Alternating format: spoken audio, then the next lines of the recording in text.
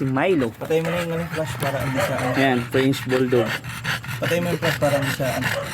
Yan. Direct import. Drying US yan. From US. Kita nyo naman. Pogi yan. Compact size yan. Blue na nga, brindle pa. Blue eye din. Blue eye din.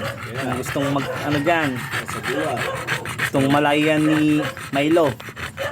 Alam nyo na yung gagawin nyo. Paikot mga burger. Yan. Yes, sir.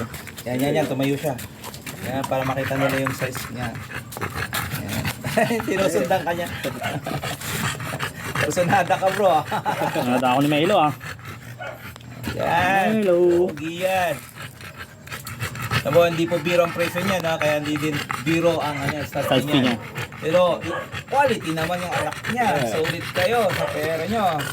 Saka kung gusto rin magpa-reserve niya,